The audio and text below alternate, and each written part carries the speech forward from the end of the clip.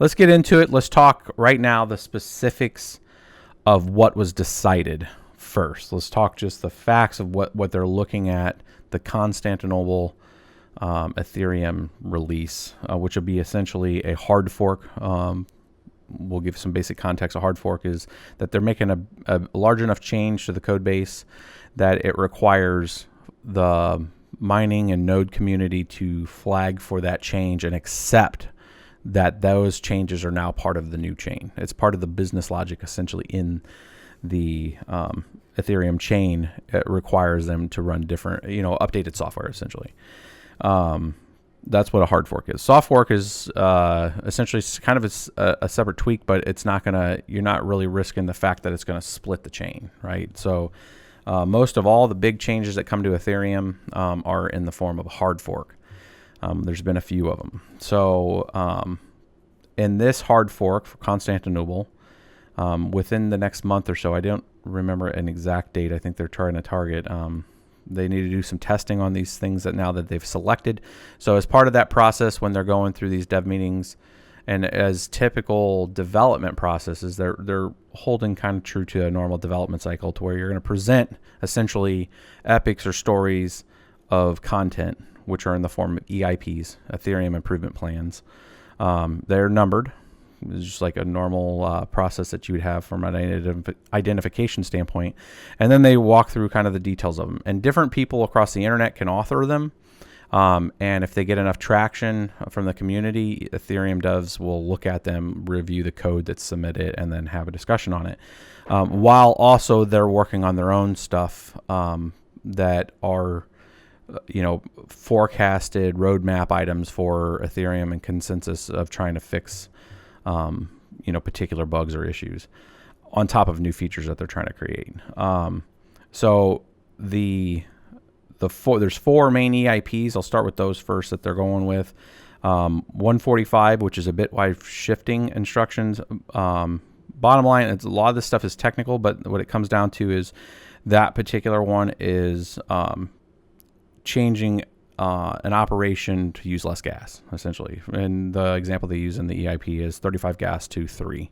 So that I would consider most of all these things that they're accepting as optimizations to Ethereum. So 145's optimization of a gas of a particular function, bitwise. 1014 adds another new opcode, which essentially addresses collidable issues involving counterfactual interactions within a smart contract. So bottom line, again, very technical. There's an issue that was being created on counterfactual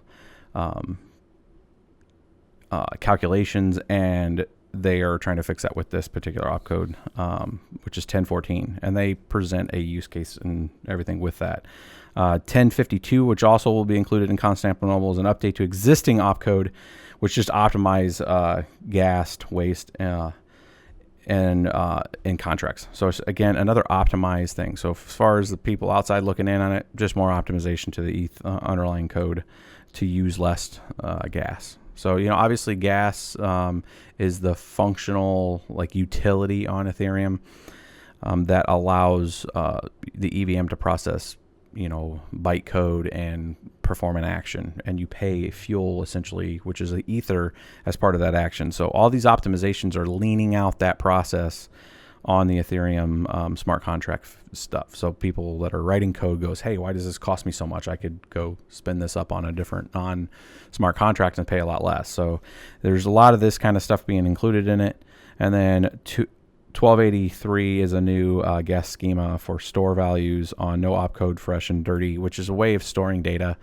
And that's just an optimization again. So really 4 optimizations are being included as part of this Constantinople. That's kind of what's called as business as usual from a developer standpoint, to make sure people had, some kind of understanding that the development is moving forward, and that's the business as usual. This is what the dev meetings really should be mostly about.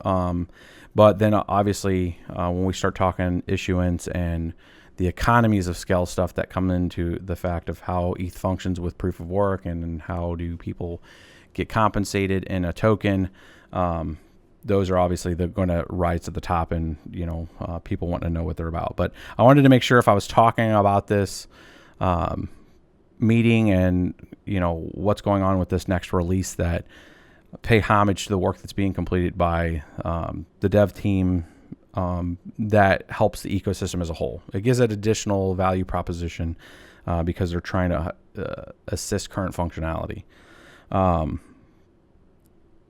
We'll talk proof of work probably last, but let's get into now the issuance discussion. And not just the issuance, there's a few other functional things that are going to occur with this next hard fork when it comes to reducing the Ethereum amount that comes out on each block, and then the acceptance where they had mentioned that they are going to delay the difficult bomb 12 months out. I'm going to take the assumption from the time that it is supposed to kick off Ice Age. I did not, and maybe I missed it, clarity if it was 12 months from Constantinople's release or 12 months from when it was supposed to kick off here in the near future, because it does matter, because Constantinople's not necessarily kicking off at the same time that the difficult bomb was going to kick off. So we'll get some clarity on that one, but bottom line, 12 months is probably a safe assertion from a month from now at a minimum set, because that's when it would go in, right? So that puts it at around October of 2019 as the next best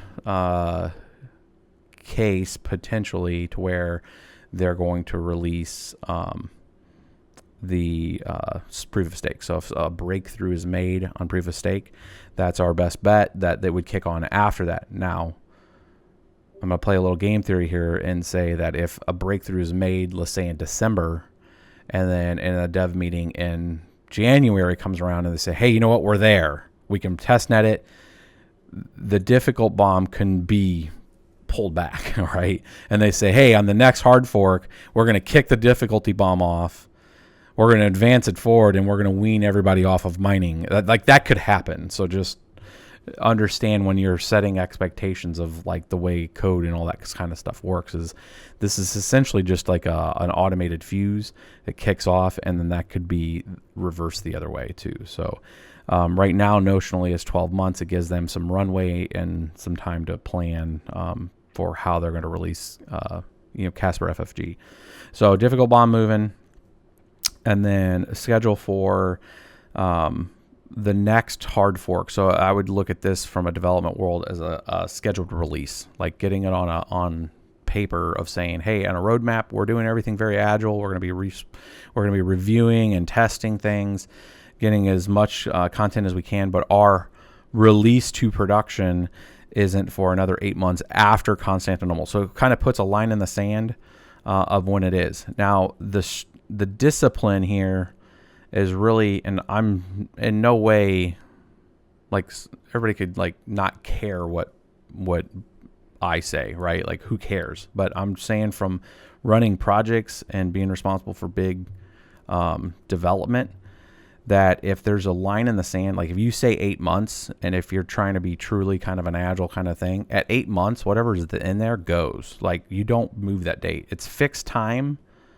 fixed people, variable content, right? That's agile and its principles. I'm not saying that they're following Scrum or Agile, but I'm just saying that from an expectation setting in a community, I'd put that out to Hudson and those guys. If you guys put a line in the sand at 8 months, let's try to keep that. And whatever's ready at 8 months, so reviewing back, if 8 months from Constantinople's the next hard fork, people can plan for it accordingly. So that means back it up 2 months on your schedule, and know that at that point's when you need to have a meeting about when's testing going to occur. So you're essentially doing effectively a code freeze.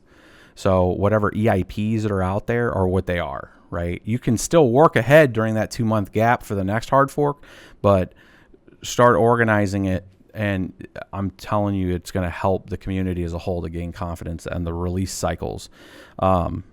So 8 months from Constantinople, back it up 2 months, then start talking those EIPs. I think it'll help. I'm not trying to critique the ETH development team and just an outsider looking in on it. But from effectively delivering projects and setting expectations with a community, it will bring confidence to the group. So just a friendly critique on the system. Much love across the board on any of the projects that are doing their stuff. If they're trying to hit dates and trying to move things along, it's good to have those out there. Obviously, the big part of this meeting was the discussion that consumed most of that ETH Dev meeting was the reduction between 3 coins to 2 coins. And there was a lot of back and forth on, do we go to 2? Do we go to 1? Do we not do anything and leave the issuance to the 3 coins on every block? There was some discussion about, I think it was EIP 1295 or maybe 1234. Might have been 1295, that had the discussion about reducing the Anchor rewards and nephews, and Vitalik had responded to that thread about having some concerns about that. It seemed pretty quickly that they just dismissed that. And a part of this is that double-edged sword that if you're going to have like an investment group like Atlantic Capital on the call, immediately out of the gate, you're going to, from a credibility standpoint, you're going to be getting attacked from the concept of, are you coming here from a perspective that you're trying to help the ecosystem, or is it just to increase the value of the asset and all that? So that EIP is going to be held very scrutinized anyways. I'm looking at it from the technical standpoint and we'll go through what does 3 to 2 mean, because it's pretty linear math on that. On current difficulty, we can do the math pretty quickly. And nobody knows the future, if the difficulty is going to go down or is the price going to go up. Some equilibrium piece could happen with a reduction, and we'll walk through that here in a second. But the 3 to 2 seem to be the compromise of saying that they are worried and cognizant of the idea of that if you take it down to 1, I think there was a few groups on the previous call that said if you take it to 1, you're essentially killing Ethereum when it comes to mining. Like you're going to create a security event essentially, where like 3 to 1, just doing basic knack and math is like 66% reduction. And like we're already at the edge of profitability right now for most situations and farms. So like that's going to be such a cut so deep that even if the price bounces and difficulty goes down because a lot of people immediately shut off, like you have this like unlasting effect of what that just did. And it's more than just the mechanics at that point of just the mechanicals that take the price down, or that take the issuance down. It's more of like, okay, people feel really burned. That's been supporting the community. And it's not the devs. I'm trying to tread this very lightly of like, it's not the devs' responsibility to even handle that. And it's the really muddy waters when it comes to the entire concept of incentives and people that participate and people that feel like they're entitled to it and all that kind of stuff. Because nobody's entitled to anything and we're all participants in it. But there is a difference of concept when we've all agreed to show up to the game and start playing a game, and we've making blood, sweat, and tears into the game. We've invested CapEx, OpEx, all that. And then in the middle of the game, you change the rules. It might be your court and your game, which is kind of a centralist approach to it, but it's just there is a probably a behavioral science degree person probably wanting to jump on this and talk through the idiosyncrasies of like decision making when it comes to this kind of stuff. But at the end of the day, it's kind of one of those things where like as a community, you can come together and say, how do we feel about this? And do we want to support, like if this is willy-nilly just dropping issuance because it seems like it makes sense, there needs to be more of a collaborative approach to that, I believe, from all non-staked, staked individuals, and to give their opinion. Just because like on how, not just Ethereum, but this transcends Ethereum, like this decision type of stuff transcends it if you're going to mess with things, like to where a lot of things come back to talking Bitcoin and like, well, Bitcoin, the rules of the game are out there. Everybody knows, right? Every couple of years it's going to have, and its distribution is locked, right? The participants that choose to join into that know that cognizant that those core rules are not changing. That's like, it's not happening. So that's the difference. That's the one fundamental difference out there, is we all know that if you're going to invest heavy into Bitcoin and you're going to buy a lot of hardware, that in 2020, it's going to go from 12.5 coins to 7.25 coins. And a few years later from that, it's going to drop again, right? There's a monetary kind of policy established. So I know Ethereum's trying to work through that right now. And I know when we get into proof of stake, we're going to have to get into a concept of how does staking work with the best chance at as fair distribution as possible when you start switching it to a game of pay to win, right? So the decision from 3 to 2, I think, was the safest decision they could have made. Not just from a monetary standpoint, but from they've seen a heavy inflation still continuing. They've seen behavior when it comes to the uncles increasing, because now there's an incentive to potentially create a gamed situation to where you're creating more uncles in a system. I think it's up to around 22% or so. At least that's the numbers that have been presented. And if they did not make a change to it, that inaction would drive a whole bunch of other potential issues when it comes to, like, well, they're not making any action. We're at a time where a decision needs to be made and nobody's making a decision. So I think making that decision to 2 probably makes most sense for the ecosystem in the context of not just the issuance, but looking at all the scope.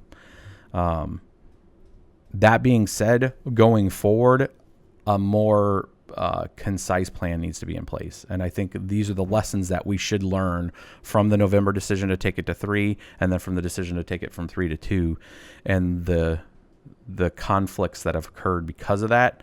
We got to learn from it, right? So let's learn from it, and let's learn from it not just from Ethereum, but from the ecosystem of how to handle it. And it probably makes sense to take a look at something that's been working for 9 years.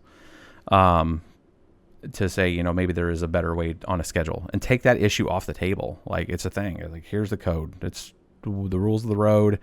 That part we're not messing with anymore. Let's build some good code to fix a lot of these open bugs that we have.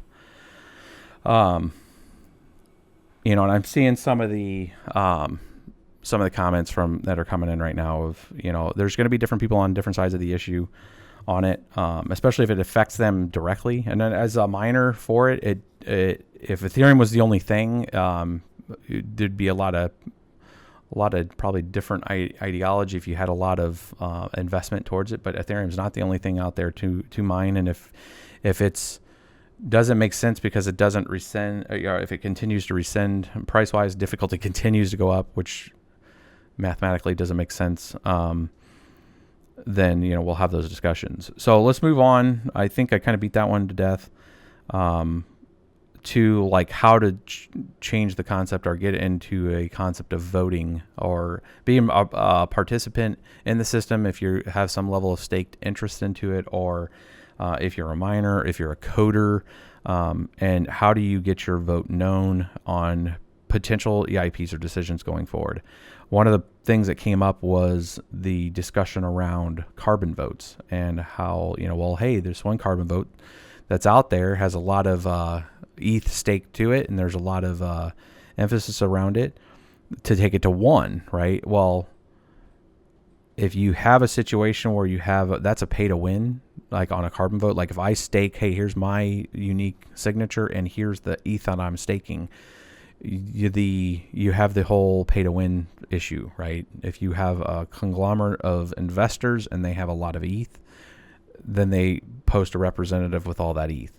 And you're going to have a kind of a weighted decision. So I started rolling through the game theory of that. Like, okay, I hear the issue. Let's see, can I apply some thought onto this? How could they potentially adjust that? So I first came to, what if you kind of did a volume weighted based on participants, right? We used to do a lot of, back in when I was at a different company and I was doing margin and pricing. I was a margin and pricing analyst for Anheuser-Busch years ago. And one of the things when we would combine wholesalers, if you combine two entities that had different pricing, you had to volume weight it. It wasn't fair to allow any one participant to kind of quote unquote win on margin and revenue. You had to do something that made sense mathematically, to not just unbalance the consumer side, right? So you had to do some level of volume weighting, right? And if one sold a lot and then one sold a little and they had deeper discounts to try to drive volume, you couldn't just inherit those over to the other side, right? And a lot of businesses, not just the one that I worked for at that time, do that. And the science behind it is to ensure that you don't have this weird displacement in the market.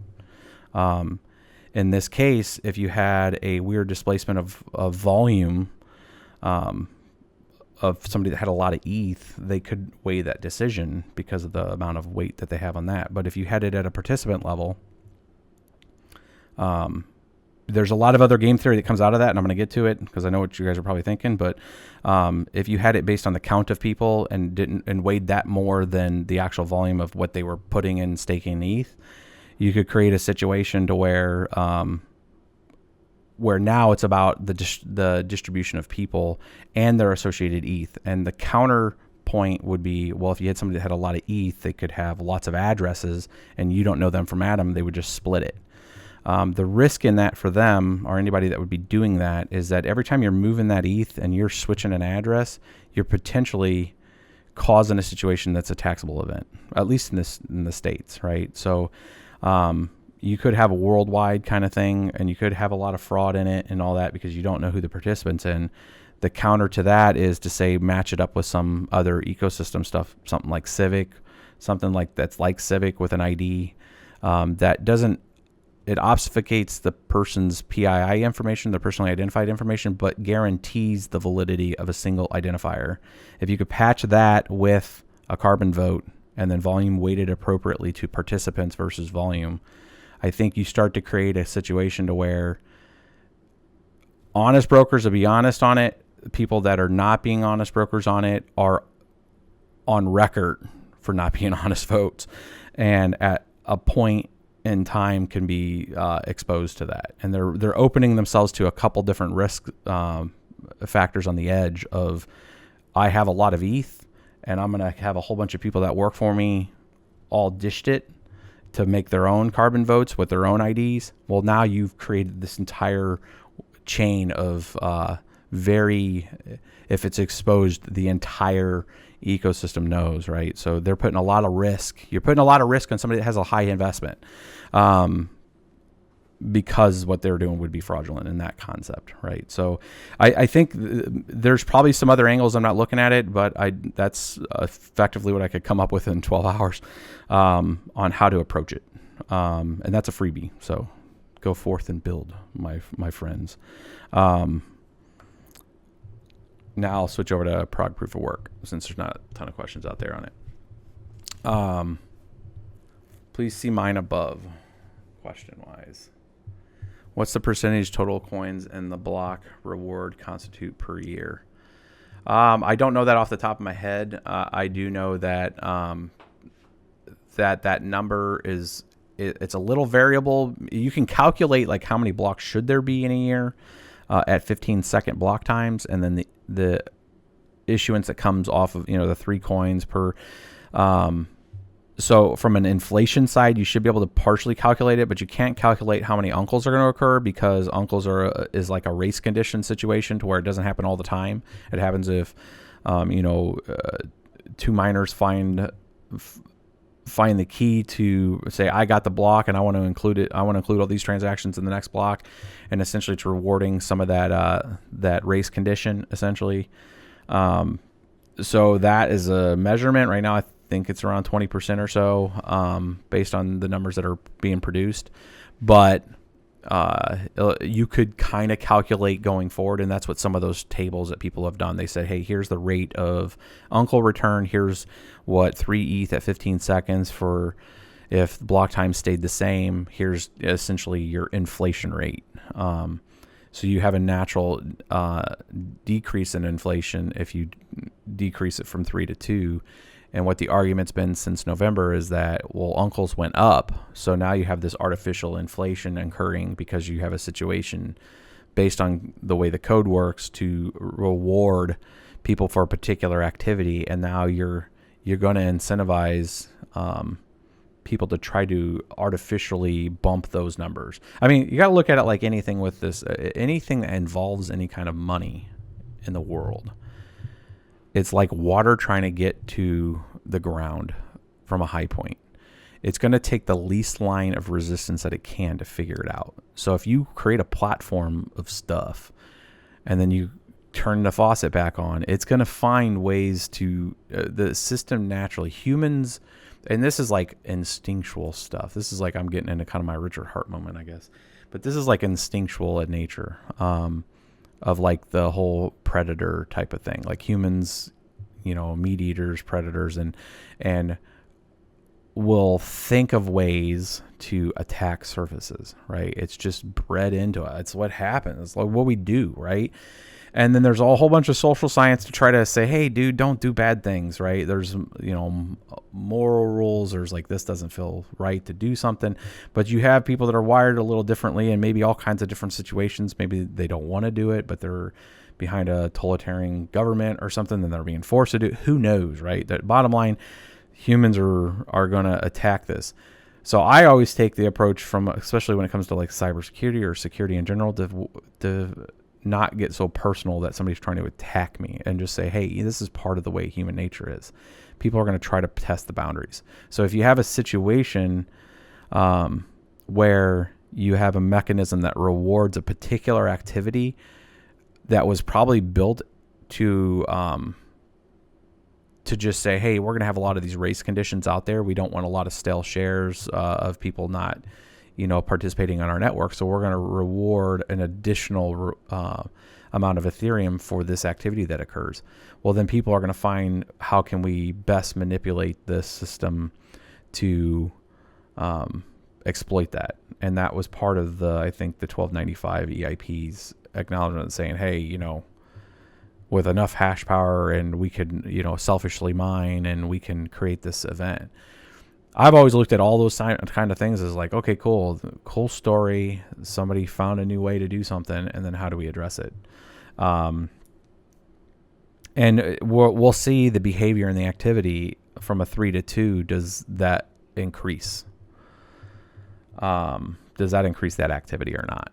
And how could they increase that activity if it's a true race condition? Is there enough selfish miner pools and communities out there that are not broadcasting it to the network? And mind you, if you're just throwing your hash power, like the majority of people that are mining, like the majority that point their hash power to a pool, it really comes down to, is the pool acting in that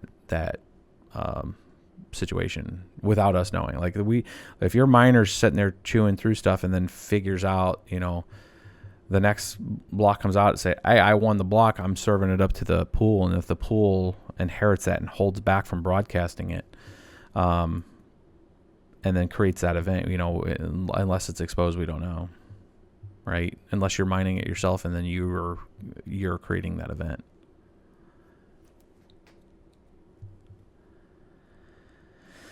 So you're stating that it's human nature to attack a platform with enough surface. Well, yeah, I think it is, right? I mean, there's going to be people that are out there that are going to challenge everything, right? There's companies that are designed to do that. They do pen testing, right? Like penetration testing. Like, I built this thing. I think it's cool. I want everybody to participate, but I want to make sure all the doors are locked, you know? And then you hire a company to come in there and hit it. But then there's other motivators that maybe not directly to the source that'll attack it too. You know, there might be institutions, governments, people that don't agree with your ideologies, that will attack it too. And it's not for the honeypot that's in it. It's just to say, hey, I got through your door, right? I mean, there's all kinds of things that are going to happen. When it related to code and something like Ethereum and the issuance of a token that ends up being worth money, you're going to have other people that are going to come in and not necessarily have that intention of being bad, but just say, hey, you got a problem here because I can totally exploit that. And, you know, you have, you know, like the white hat hackers that'll find this kind of stuff, keep it quiet, tell people to make fixes. Half those patches and stuff that you see that come out through like Linux Foundation or Windows and all this stuff, you'll have like these updates. And this is why I always hate turning off updates. I mean, I by and large do not like when my computer changes like interface things and functionality things, but sometimes like updates will come out and it'll just say, hey, security update. It's not going to tell you what the security issue was. I mean, it may after it, when enough critical mass has gotten it, saying, oh, by the way, we had this huge buffer underrun issue with the calculator. And you could exploit that through Metasploit and then be able to gain full admin access to a machine. Like the companies are going to patch that stuff and then or try to their best to patch that stuff. And then it fixes a big hole that wasn't there, right? It's just a thing that happens. Kind of getting off topic though. But so that's the dev meeting. The prog proof of work was talked about. Let's get into that real quick, and then we'll kind of wrap this one up. And I actually have the laptop here. We'll do some math on what this is going to have an effect. We'll spend about 5 minutes on that. Prog proof of work. So there was some discussion on it. I think some things were kind of clarified. And some people said, hey, I went back and looked at this. I don't see this as some of the things that they had said in the previous one, I think were corrected. But that being said, while they didn't get into the pontification of, how big of a deal is ASICs and all this kind of stuff, it was more of like, hey, we like it. We don't have a problem moving to it. However, we have done no testing with it. And this is where I'm going to put that kind of out to Got a Girl and Got a Company and the folks that were participants in this. If Def Else, If Def, I can't remember the other guy's name. That if you really want adoption on this, a testnet has to be set up. And you guys are probably going to have to carry the torch on that. So I understand BTC Interest or whatever has a testnet for BTC Interest. That's great. Cool story. Awesome that there's a coin that's supporting it. However, if you want this in Ethereum, you need to spin it up in Ethereum. And I understand it's ETH and all that, but does Bitcoin... My first question right out of the gate, not knowing anything about BIT interest or BTC interest, is it exactly the current code base with all the same EIPs up to date? It's the same, what we call in the development world, the same baseline as the current Ethereum. If it's not, then any testing you do on there is a moot point on BTC interest, right? A completely moot point. It's not the same baseline. So let's get the same baseline that are out there right now. Let's get a testnet set up for it. And then let's validate prog proof of work on current Ethereum testnet, point folks to it and show. If that gets set up, I'll do a video on it just to help get exposure to it, of how to connect to the testnet. How does prog proof of work? Do you have a miner for it? Can we get that out there and test it on, some different hardware? I have a litany of hardware, you guys know, and I'm happy to test prog proof of work on that Ethereum testnet. So that's out to that group, and then we'll get that there. So I think that obviously it's not going to be part of Constantinople. Was there a chance for it to be Constantinople? Who knows? I would say right now, listening to the conversation, it probably could have been if the discussions in April would have resulted into a testnet and the push would have been continuous and saying, hey, no, we got a testnet. It's on this version of ETH. We're good to go. It's past the test cases. Hey, by the way, we had to fix this. If you had that kind of interaction and that kind of detail with prog proof of work on an Ethereum testnet, the decision making right now, today, to get it into Constantinople, while it didn't look like it was going to be a thing in April, probably would have been a thing right now in Constantinople. Now that's speculation, not a fact, but I'm just saying that if you're going to try to get confidence in people, that you need to be able to prove it out. So the tasker for prog proof of work and the groups is get it spun up on the current Ethereum baseline in a testnet and then broadcast to the world. That will be the best effort played forward, that in the 8th month later, that there's there. And mind you, that could be a fruitful effort. If they're not going to hard fork again for 8 months, people are going to be like, well, hell, they're probably just going to go proof of stake, and this is a complete waste of effort. I don't think any testing of any new technology is a waste of effort. And there's other coins that would benefit from it that are on the same baseline as Ethereum. So if there's Expanse out there, if there's Ubik, there's these other groups that have talked about doing their own. If you see an effort being played forward with a particular type of adjustment, and there's enough test cases out there and there's enough buzz about it of like how it works and how does it function with different CPUs and GPUs, I mean, there's a whole litany of questions I have with it. Like, does it use more or less power? Is it more efficient? Is it, there's a lot of those kind of questions that will get answered in that exposure. And that exposure will then drive if it's going to go on to other currencies or any new coins that come up with some new idea of how it's going to participate in the ecosystem. And that's the consensus driven system that it's going to go with from an algorithm. So I kind of beat it to death from Prog Proof of Work, but it's time to do work if they want that to be part of at least the Ethereum ecosystem as a potential. So, incoming.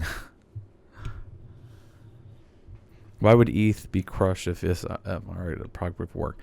I don't think XMR would absorb it. I mean, XMR's making tweaks and has a schedule to continue tweaks if they need to with CryptoNight.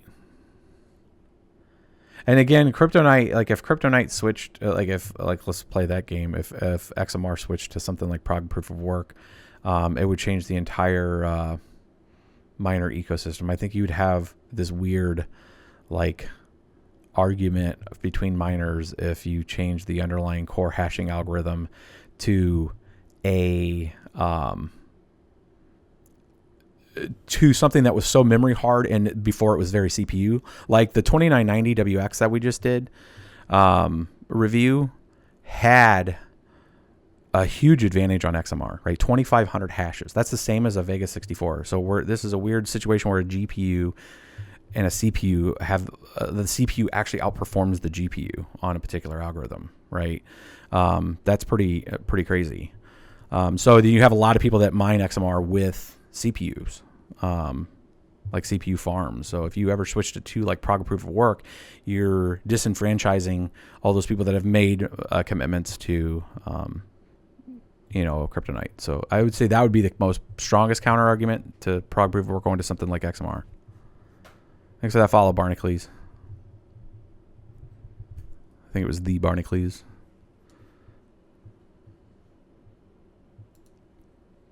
Last hand, thanks for those 5 bits, buddy. All right, let's take a look at what this means. The two coins mean to Ethereum, and I'm gonna wake this thing up. This laptop, I gotta let it reboot. This is that's that new Alienware laptop. I just picked up the i9, and I have not turned off like it going to sleep. So let's go back to it. So I was trying to run some numbers here before we got into it, and to see kind of like a basic mining rig, a pretty decent mining rig, 205 mega hash, 950 watts. That's probably, I think, our most efficient mining rig that's out there. Maybe a little about 890 to 950. I'm just putting 950 out there, and this would be like a 1070 rig. It's probably more like 850 watts. But right now, current ecosystem, and my crypto compare is just taking a snapshot. Anybody that looks at calculators online, a Barnacles raid. Welcome, everybody. Oh, wow. Holy hell. Barnacles like a boss dropping in. That's going to make some numbers go up. So welcome, everybody. We are going through the calculation of what the Ethereum network issuance reduction will cause to the ecosystem when it comes to what the profitability of that is on current details. So right now, what's up, everybody? If you had a mining rig, a 6-8 card mining rig, this would be like a 7 card mining rig on a GTX 1070 running about 850 watts. Right now, this snapshot that Crypto Compare is doing is just taking current network difficulty, current pricing. And it's serving you up essentially how much Ethereum would you mine in that much time. And what I'm looking at right here is the average here on that mining rig would give you 0.42 ETH. Now, if you earn 0.42 ETH, now the realities is the way the difficulty moves. If difficulty is going down, you'll end up earning more. If difficulty went up, you'd earn a little more you would earn a little less over that month period than the 0.42. And everybody that's mined understands that's a thing, right? Don't get around the price. It's not about how much you make at that point with what we're talking about right now. It's about how much Ethereum did you earn in that month. So with a direct reduction right away, that 0.42, I already did the math here, and that's essentially taken the amount of ETH that you would earn per month times 1.33, get you 0.31. So that's the net. If nothing changed, you would go from 0.42 to 0.31. That's right now the way it would work. And that's assuming a couple things. It's assuming uncles don't change, nephews don't change. Wow, I got a lot of different follows there, guys. Thank you for all those follows. You would have that net change on Ethereum as it stands right now. Now, a couple bets are going on in this space. A couple bets are going on by doing this. If you reduce the issuance, then thereby you're creating a lesser inflation. Mathematically, price should adjust to that and go up, right? That's what they're asking. That's what the basic premises of like how Bitcoins worked and how things that usually have less inflation work on a supply demand. So if the price increases, then the 0.42 doesn't change, right? The 0.31 doesn't change. That only changes if the difficulty goes up, right? Because that is your participation, how much hash power you're contributing to the ecosystem. And if you've contributed so much to the ecosystem and not got a if you've contributed that much to the ecosystem and the hash power doesn't change any capacity, you're still going to continue to get 0.42. If a lot of people get on it because the prices went up, then you're going to get less and less of a currency. And then it's just it's an algebra problem essentially of like, what's your profitability, right? And with the reduction in the issuance, this will not occur until that hard fork. So sometime in October right now is the current plan. All those follows, guys. I'm going to read your guys' follows and your Twitch Prime subscribes, guys. Thanks for that support. Thanks again, Barnacules, for sending over the team. Huge Barnacules raid. 296. Haven't had that many in a while. And that's why it's relevant right now. But the discussion that Ethereum's kind of holding right now when it comes to issuance reduction is a huge one for the ecosystem, and everybody should be paying attention to it. If you're a coin, creator, if you're participating in creating some kind of incentive value because you're going to put some new features out there in a new coin, it matters. That you're watching this discussion unfold. Thanks again for those Twitch Prime subscribes, guys. Let me take a look and see. Give all these follows and stuff, man. I do appreciate the follows, and if you're into or want to know more about cryptocurrency and the ecosystems and how things functions and stuff, that's kind of what this channel covers. Dig Bits for that 6-month subscribe. Thank you, sir. Walden Don for your Twitch Prime subscribe. Thank you also. We got follows from Rachel and Hey. I'm not going to do it. Somebody else cut it. Jericho, Cod Jalen, JOAC, Wardman with those 5 biddies. Thank you, sir. Got a whole bunch of other folks here. So many. Barnacules raid, man.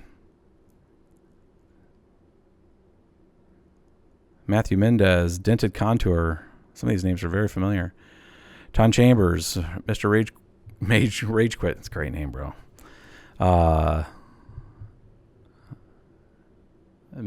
MIH Mahomo. I'm probably mispronounced your name, bro. Sorry. With that 1 biddy. Thank you, sir. Thanks for all that support, guys, for showing up and participating. I think it's going to be a very exciting next few days as people start to digest what this is going to happen to the ecosystem.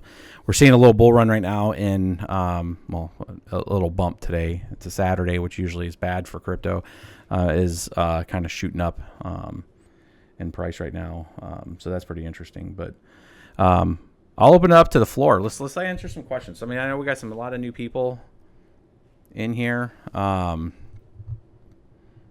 And if you're new to crypto, if you're trying to just figure out what's going on,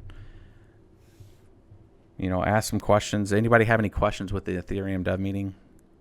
I'm going to have to cut some of this video now a little bit. I was going to just go straight to YouTube with it, but I'm going to cut some of it up. Mining farm video. Invited Barnacules followers to watch Carter's. There you go. Yeah, we should have another. I'm talking to BBT Todd. I'm gonna be going up there again soon, and we're gonna be doing another. We'll do another stream and cover some items. Do you cover dApps? No, I've been asked about covering dApps. I want to start getting into.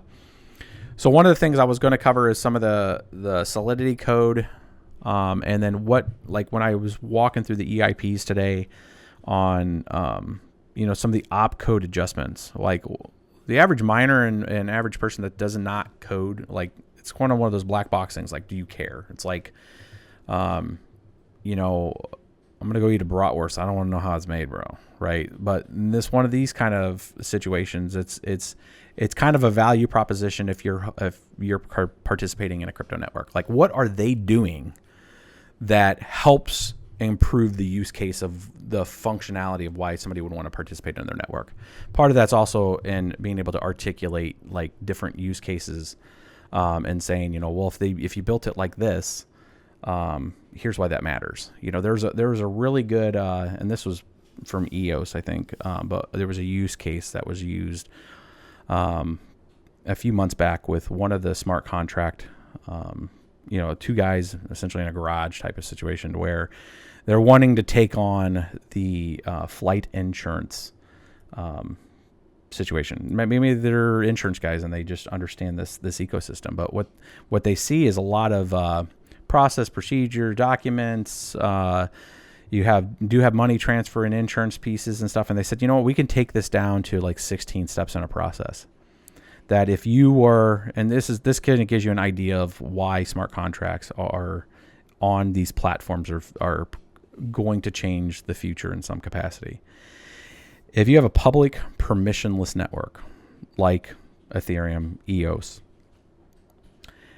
and you're a developer and you can write a smart contract, one of the biggest value propositions you have is that you can take the entire size of an enterprise and essentially have it in a little bucket to where you can have a whole bunch of logic smart code to go and execute specific tasks. And this particular example that they were using, they created a front-end application that runs on a smartphone. That smartphone connects to the EOS network, the EOS testnet. And this could be done also in Ethereum, by the way. In that, it does a couple things. It goes out and it checks when you type in some basic information to create an account. And then from that, you're going to say, hey, I'm taking a flight in 3 days. I want to guarantee that if anything happens on that, I want to take a counterparty risk of my flight getting canceled. If you're on a flight that always gets canceled, or you have a chance there and you could lose out and you don't get, you want to take a hedge against that. You can buy flight insurance on that. And in the smart contract that it goes, they have an algorithm that works probably a lot like the insurance algorithm that calculates what's the risk on this. And it'll say, you know what, not a lot of risk. It's $25 for you to take a policy out on this flight. Now, if flight goes as scheduled, that company, those two guys that built that smart contract, receive $25 worth at current price of EOS or Ethereum if they made it on Ethereum. If not, they're taking a hedge bet that if that flight's canceled, whatever the terms of service that they go and set, it could be 5 business rules. It's late, it got canceled, it's whatever, right? You go out there and you know it up front looking at your phone app. You're looking at your phone app and say, okay, if it crosses these 4 dimensions in any way, I'm paid out. It's a counter, like I either win or I lose on this situation, right? It's an insurance policy. If it's paid out, if you were to take the existing infrastructure in the world, like if you went out and did American Express travel insurance, you pay for that up front. And then if something happens, on this flight insurance, if something happens, you're submitting paperwork, you're waiting for it to go through all these different checkpoints and buckets, and then they got to verify with the airlines and all this. Like you may or you may not, because you didn't pass some bylaw that you didn't know or understand. You may get your cost your ticket back.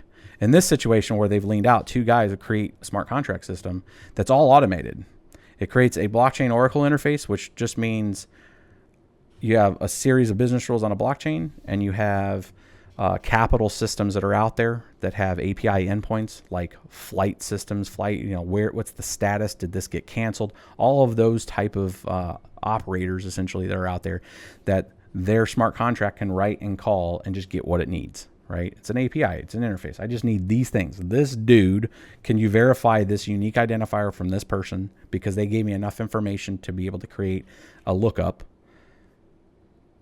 connect to it. And some of these things they have to pay for. They have to pay for the certificate to interact. Now that's on that company that builds that smart contract. But they get the information back from the airline saying, yep, that got canceled, and yep, that person was part of it, right? Real quick and easy, one line piece of, that's an easy JSON call, right? Get that information back. Smart contracts consuming all this, right? It goes through and says, yep, that was awarded, and then immediately pays you, right? So imagine having on your smartphone, your flight's canceled. You're at the airport. You're like, damn it. Oh, wait, I took insurance out on it. Oh, look, my $200 just showed up in my EOS wallet instantly because the smart contract auto executes it, right? The code validates the information. The code attributes the risk reward piece. They took that risk and now they award you that, and you're instantly paid out. There's no red tape. It's leaned out. The entire workflow and process that's out there is completely leaned out, right? Now there's all kinds of other litigation. There's all kinds of other work that needs to be done in that space to allow that. Like, so the mechanics of it are there. They're there right now in a very lean business rule standpoint. Like, you could go create these dApps, these decentralized applications to do these functions right now. The things that are not, and the gaps that are out there is the regulatory framework around that. Can they issue you a currency in an EOS? And then how does the spot price work with that? Because right now, a lot of that is gross income. And if they're awarding you, that's like, if you get like an insurance payment because like you crash your car or something, you're reporting that in gross income, right? Because they write you a check, let's say $15,000 on your car, and your car was only worth 12. Now you just had a positive $3,000 handed to you. Now you have to report that, right? So like, how, as easy as you can lean out that system, how does the government side on taxation and automation of that kind of stuff now, how do you wire up the back end of that, right? So these are the things that are out there that are being discovered with this. And I know that's way off of this Ethereum discussion, but I wanted to, and that's why I'm going to edit part of this to this. If you missed the first part of this discussion, will be on YouTube under the Ethereum piece. And then this last piece we can have is kind of just welcome to a live stream and getting some information from it.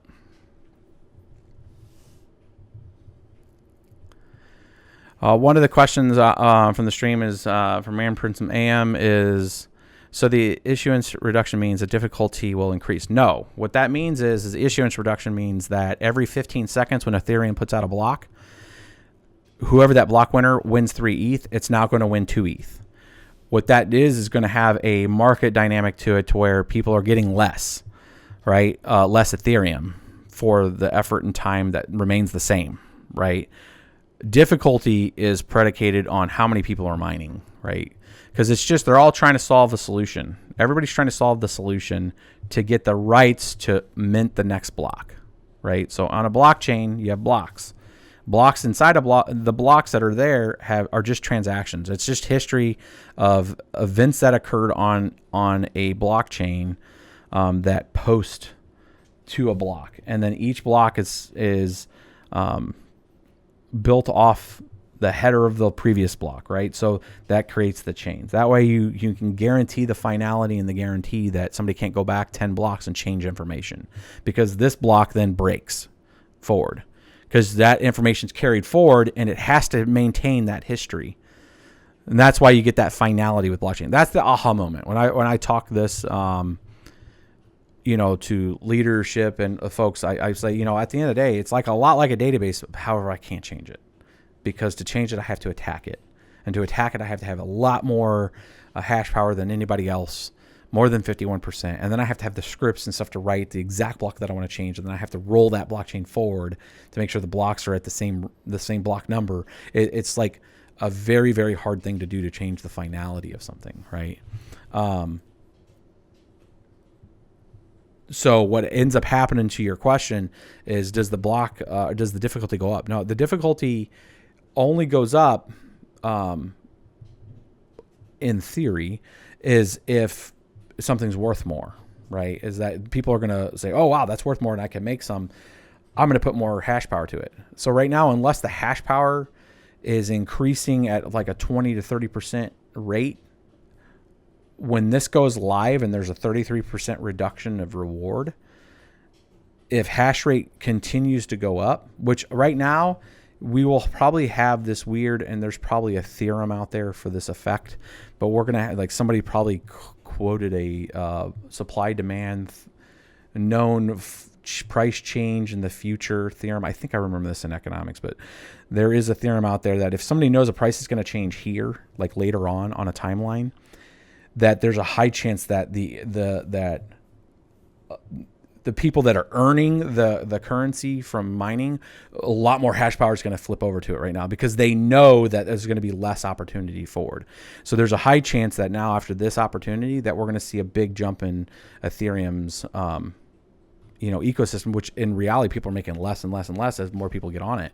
But because it's such a big drop, there's mathematically like this equation you could do, essentially algebra, to figure out like how much more hash power is probably going to come onto the system. But the second that reduction happens, it's going to be so unprofitable if the hash rate continues to go up, and then you take a 33% reduction in profitability, essentially, of the issuance, unless the price offsets it. And that's what happened. That's part of the arguments that I was having with, not being on the dev meeting 2 weeks ago. And that I would have been challenging some of the people that are like, well, look, we reduced it from 5 to 3 at the time. And difficulty has been going nothing but up. But the price went from like $300 to $400 in October to $1,500 in December. So it offset any kind of decrease in issuance because the price was higher, right? And the price maintained a pretty higher level until just recently, right? Until the last 3 months, where it's went down from 700 back down to 290 or whatever it's at right now, right? So now it's actually less than it was in October, with more than 2 times the hash power on it. So it is a situation where now, if they're going to reduce the issuance, which they are in October, by 33%, I can still see a leading tell going up with difficulty, because people know what's going to happen. And then it's just a math problem of figuring out like who remains profitable now with hash rates at that height. And what's going to happen is you're going to have probably a negative return throughout October if prices don't adjust. You'll have a high negative return through October for some of those big expensive mining farms that they have the depth to absorb a negative month. Or maybe even 2 negative months, but then it's gonna, if it stayed at $200 after a 2 ETH issuance reduction, and we get into December and prices are still $200, you're gonna see a massive drop off. I mean, it's nobody can bleed that long. Investors are not going to keep pouring money into it because it's just going to bleed them out, right? It is it's like oxygen in a tank, man. Like, I want to stay in the room, bro, but if I can't, you're going to hit a point where you can't breathe. So the ecosystem in general will be betting that the price would be going up and offset some of that reduction. Hopefully that answered that question.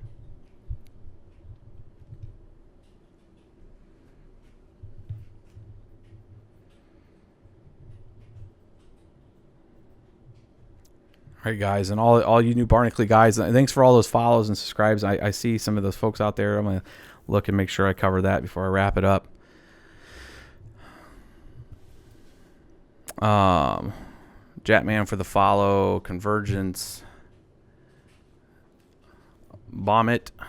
Nice. What's his shoes? Digbins.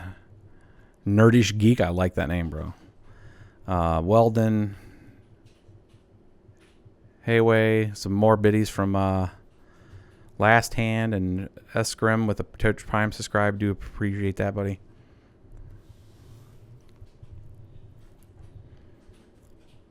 Where's the hash power at the farm currently right now? It's on a few different coins. It's on Raven, Ubik, and MOAC.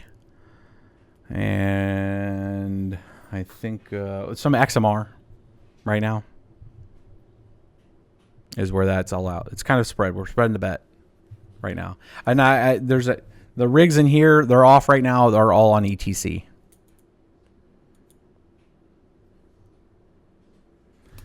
So we're going to wrap it up, guys. I'm going to give some of that time back to some folks here. We have like an offline game night tonight with the BBT crew. They're all coming over. We're going to play a whole bunch of board games. May or may not live stream some of that. It all comes down to all the participants that want to be on the live stream. I think it would be personally funny. We'll play some stuff like Caverna or some of the other board games and stuff. But we usually have a big group of us. You guys follow us on Twitter. I'll be tweeting out some pictures of that. It's pretty fun. You got to have those kind of dork out and nerd times. It's great. Let's see who's all online. Guys, thanks for those biddies here at the end. Jetman and half cent 50. Nice. Good stuff. Hopefully this was good content. Anybody that missed the first section of it, I am going to cut and put onto YouTube for folks. We're going to send you guys over to... let's see here. Who's on right now?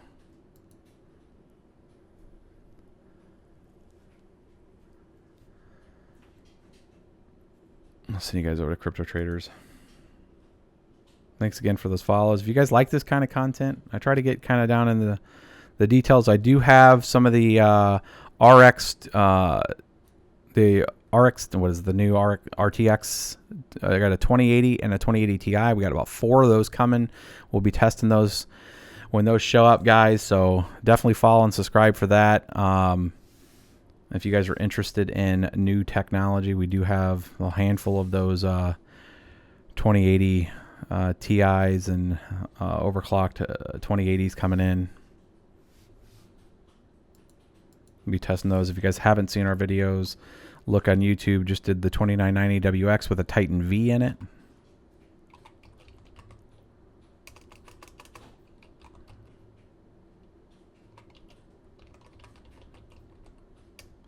All right, guys, I'm sending you guys over to Crypto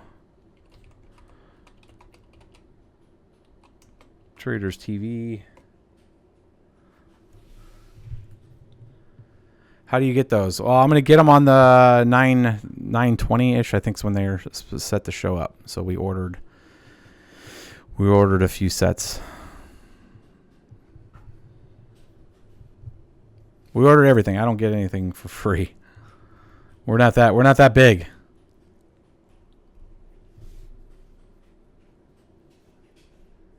And take a look at YouTube. It'll be on there.